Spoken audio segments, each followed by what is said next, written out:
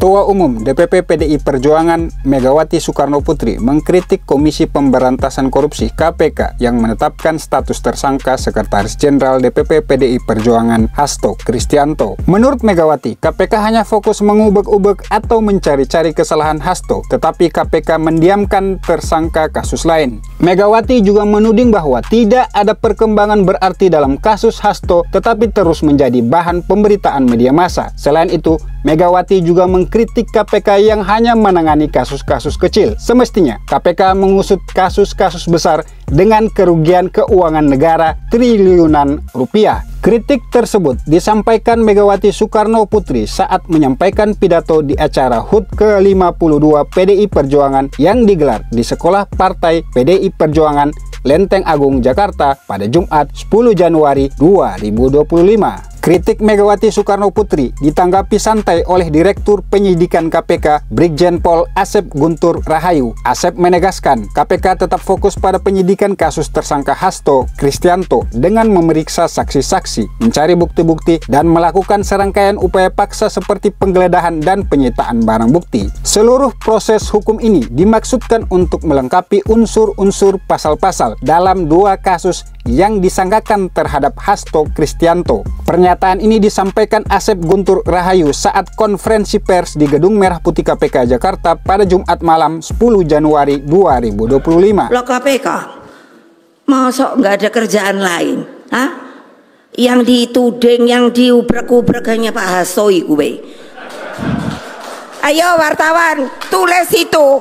Karena sebenarnya kan banyak yang malah udah tersangka. Tapi meneng we. Aku udah kalau tiap hari buka koran mungkin ada tambahan. Gak ada. Tadi aja sebelum kesini yang ngono. Kali-kali sopo ngono yang rentep-rentep iku lho kan akeh. Ntar kalau saya ngomong katanya saya ini tidak apa ya, tidak sopan. Masa kalian gitu takut? Sebenarnya takut tuh apa tuh? Saya kan udah ngomong tuh ilusi. Ini kayak Pak Hasto ini.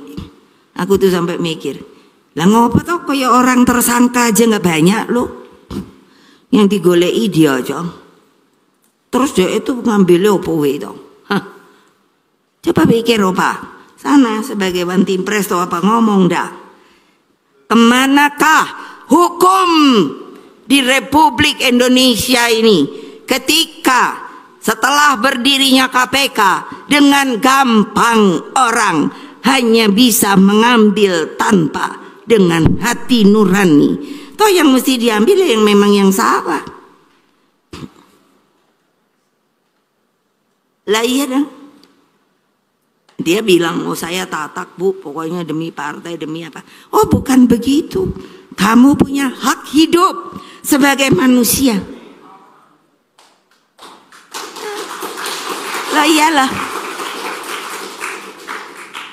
Sampai saya waktu itu kan ngomong, lah Kapolri iki piye toh? Siapa Rosa itu? Sini, datang ke saya dah. Jangan pengecut. Saya nggak tahan juga loh akhirnya. Masa sih yang lain nggak dibegitukan, hanya kita aja digebak-gebuk dengan cara sepertinya ini adalah sebuah yang sah. Mana sahnya? Sini mana ahli hukum? Angkat tangan. Tuh ada Pak Lauli. Ya angkat tangan. Tinggi. Jangan takut. Siapa yo? Nah itu. Dari rumus. Ahli hukum. Apa begitu sih cara untuk mencari orang boleh dinyatakan bersalah atau tidak bersalah? Ayo, coba. Gimana kalau kayak gini republik ini? Buat jangan ngumpet-ngumpet kesatria gitu. Sini datang. Saya bikin KPK. Loh. Lah ngopo kok dhek hanya yang digoleki kerocok-kerocok ngono lho. Lah yang bener-bener ngono. Sing jumlahe TT ngono ku lho. Lendi, ngono loh. Nanti kalau saya ngomong gini, tuh Bu Mega kan mengkritik saja. Lah, yang enggak lah orang benar loh. Hah, orang benar. Saya ingin KPK itu yang benar. Hah?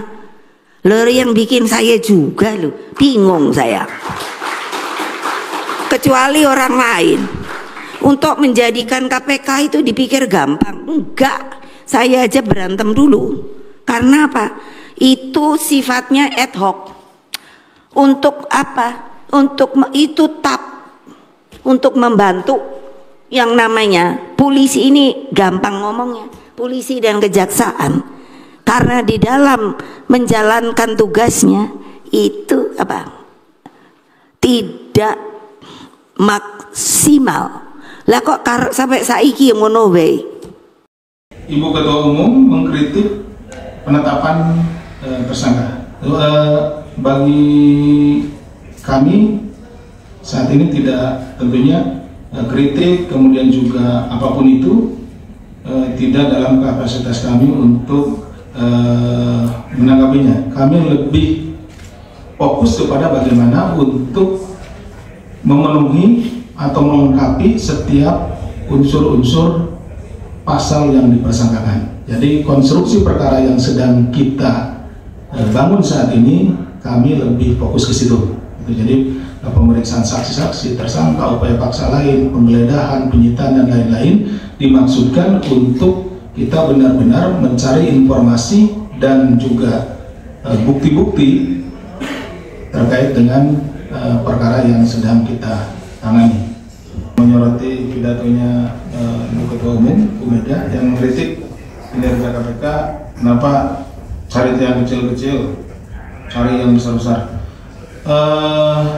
Tentu kami di sini sangat mengapresiasi apa yang disampaikan Ibu Ketua Umum, dan tentunya juga memang itu menjadi harapan kita juga, kita bisa menangani perkara-perkara yang besar. Tetapi masyarakat yang melaporkan di sini, yang melapor ke KPK itu juga sangat banyak. Artinya perkara-perkara yang mereka juga ya yang ada ya seperti itu gitu. Tidak semuanya perkaranya misalkan triliunan.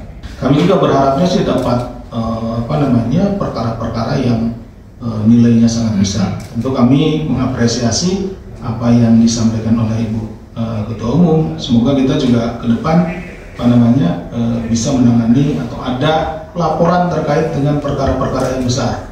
Karena effort yang kita keluarkan, misalkan perkara yang kita tangani 10 miliar dengan perkara yang misalkan 10 triliun, sama saja gitu. Artinya kita harus melakukan penggeledahan, penyitaan, meriksa saksi-saksi dan lain-lain gitu.